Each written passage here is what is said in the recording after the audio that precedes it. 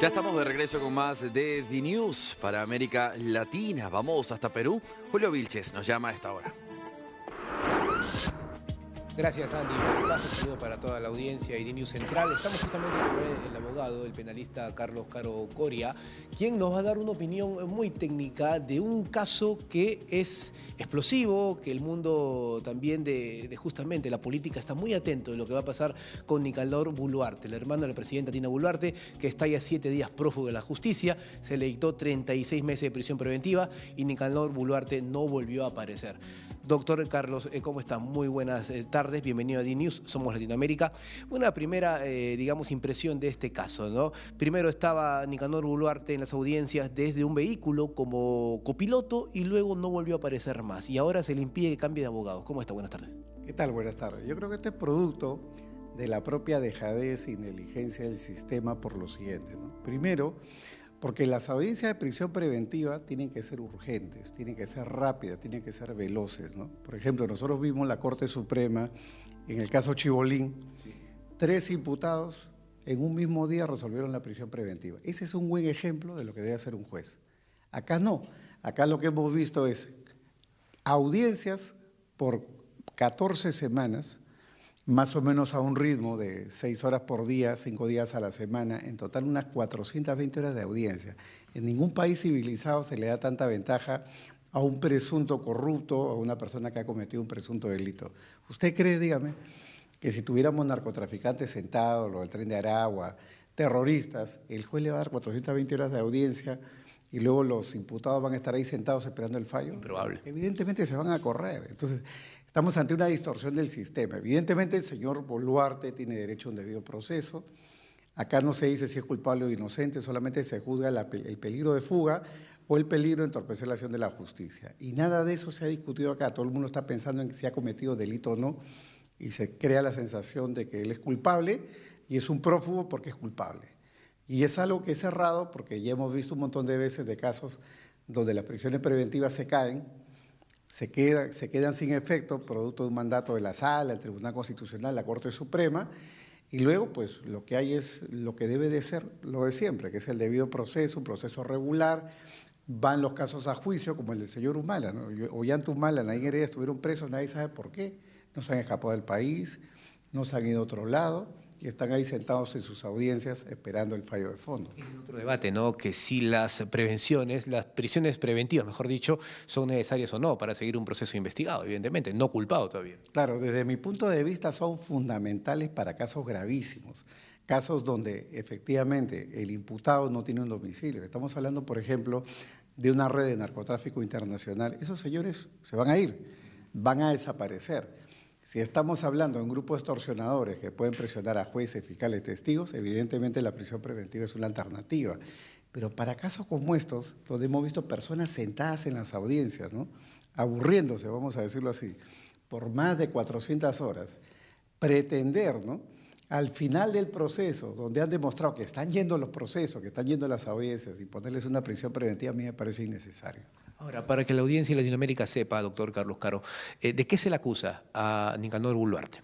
El cargo central contra el señor Boluarte es haber utilizado recursos del Estado, siendo hermano de la presidenta, para, a través de unos cobros ilegales, unas exacciones ilegales, vamos a decirlo así, a prefectos, subprefectos, cupos para los nombramientos, hacerse de un dinerito o de un dineral con la finalidad de fundar un partido político. Es decir, hay una finalidad política, hay una finalidad económica, pero a través de esta suerte de cupos o exacciones ilegales a los que querían ser prefectos o subprefectos. Ese es básicamente el cargo que hay acá. No estamos hablando de criminalidad violenta, no estamos hablando de la criminalidad pura y dura, tampoco de un caso de corrupción, oye, dame tanto dinero para darte una obra de infraestructura de $1.000 millones, por ejemplo. Eso no ha pasado. Entonces, a mi entender, la Fiscalía tiene un buen caso, ojo, la Fiscalía tiene un buen caso para llegar a juicio oral, para llegar a una sentencia, ¿no? Pero otra cosa es decir que la Fiscalía tiene un caso por una prisión preventiva, yo creo que eso ha sido un error. ¿Podría llegar a tocar este caso en alguna arista, en algún intervalo, a la misma presidenta Dina Boluarte? Yo creo que cada vez esa posibilidad está más lejana. ¿Por qué? Porque este caso ha tenido 2 etapas. Recordemos, en el mes de mayo cuando se detiene preliminarmente a los Huequis en la sombra por 15 días y el tribunal revoca el 16 y 17 de mayo, siempre en los organigramas que siempre van a la prensa se ponía una cabeza, ¿no? Jefe de la organización criminal, y había como un efigie o como una sombra tipo mujer, ¿no?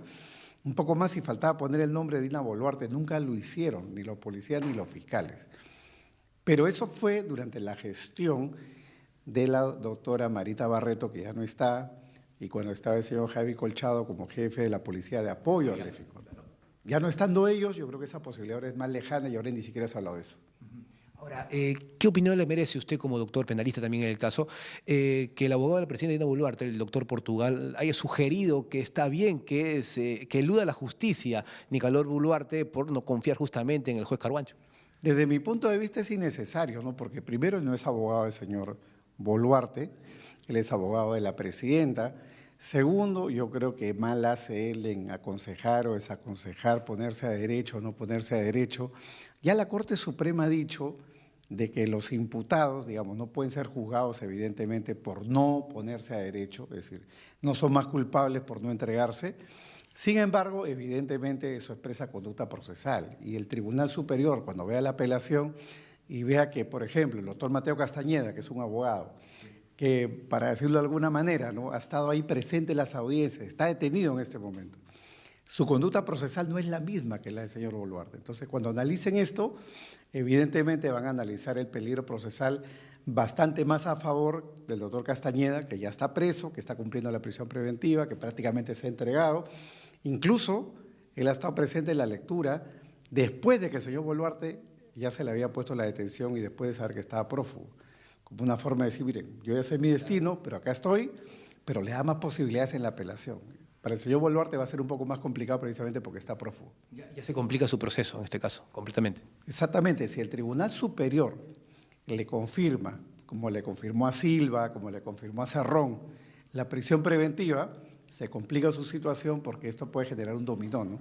Siempre es una prisión preventiva, luego viene una segunda, luego viene una tercera, y entonces ya se complica la situación. ¿Y se puede hacer un paralelo entre el caso de otro prófugo de la justicia como es Vladimir Cerrón, sentenciado ya, y Nicanor Boluarte, que evidentemente también elude la justicia, en otro aspecto, pero le elude? Sí, claro, desde luego, ¿no? Pero con un diferencial. El señor Cerrón sí fue funcionario público. El señor Nicanor Boluarte no ha sido funcionario público, él ha sido un privado, pero que se ha inmiscuido dentro de la administración pública para beneficiarse económicamente según la Fiscalía. Por ese lado hay una diferencia, pero efectivamente hay un paralelismo, porque en ambos casos son personas que no se han sometido a la acción de la justicia, pero podríamos también destacar otra diferencia, ¿no? Porque el señor Cerrón es más provocador, él está desde el Twitter o desde X diciendo pasa esto, pasa lo otro, siguiendo la coyuntura nacional, a diferencia del señor Boluarte, que por lo menos en este momento está completamente en silencio. Es verdad, ¿no? Bien, vamos a ir viendo en estos días seguramente qué postura toma Nicanor Boluarte y si se pone o no a derecho con la justicia. Doctor Carlos Jaro, muchas gracias por atender a su estudio y por estos minutos con DNews. Muchas gracias por la invitación. Andy, contigo en estudio, el tema está sobre la mesa para poder debatirlo cuando quieras. Gracias, Julio, aquí estaremos. Buenas noches para ambos.